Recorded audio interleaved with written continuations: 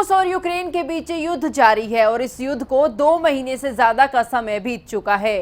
रूस की तरफ से लगातार हमले किए जा रहे हैं, वहीं दूसरी ओर यूक्रेन भी डटकर रूस का मुकाबला कर रहा है और वहीं लगातार जवाबी कार्रवाई कर रहा है।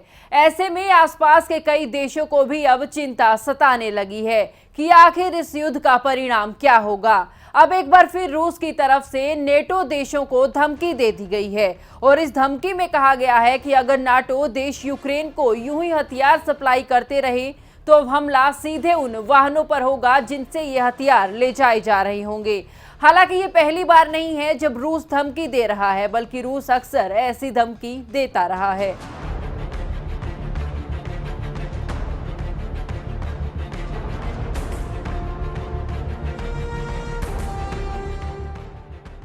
रूस और यूक्रेन के बीच टकराव चरम पर है। पूरी दुनिया की निगाहें इस संकट पर टिकी हुई हैं।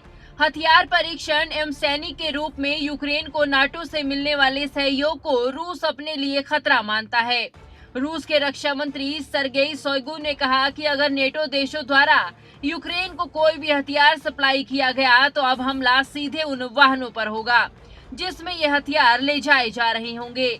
ये कोई पहली बार नहीं है जब रूस की तरफ से नेटो को चेतावनी दी गई हो। इससे पहले भी राष्ट्रपति पुतिन द्वारा नेटो को इस युद्ध से दूर रहने की सलाह दी गई थी।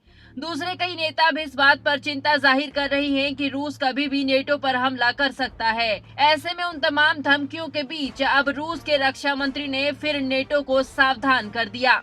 इस धमकी पर किसी भी नेटो देश ने अभी तक कोई प्रतिक्रिया नहीं दी है, लेकिन पहले कई मौकों पर साफ कहा गया है कि यूक्रेन की मदद लगातार की जाएगी। इस समय डेनमार्क, जर्मनी जैसे देश यूक्रेन को हथियार से लेकर दूसरे जरूरी संसाधन भेज रहे हैं। वैसे इन धमकियों के बीच रूस में राजनीतिक हलचल काफी तेज हो गई है।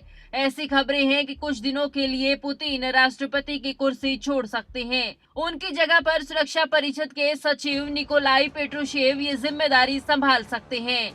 निकोलाई पेट्रुशेव वही हैं जिन पर पुतिन सबसे ज्यादा भरोसा जताते हैं। विदेशी मीडिया के मुताबिक पेट्रुशेव को इस बारे में पहले ही सब कुछ बताया जा चुका है। उन्हें कहा गया है कि अगर पुतिन कुछ दिनों के लिए राष्ट्रपति पद छोड़ते हैं तो उन्हें ही देश की बागडोर संभालनी होगी। इसको लेकर कोई औपचारिक ऐलान नहीं किया गया है, लेकिन पुतिन की तबीयत की वजह से अटकलों का बाजार गर्म है। ऐसा कहा जा रहा है कि पुतिन को अपने कैंसर का इलाज करवाना है। इसके लिए उन्हें एक ऑपरेशन करवाना पड़ेगा।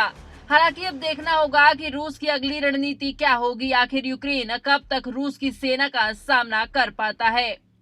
न्यूज डेस्क, खबरें अभी तक।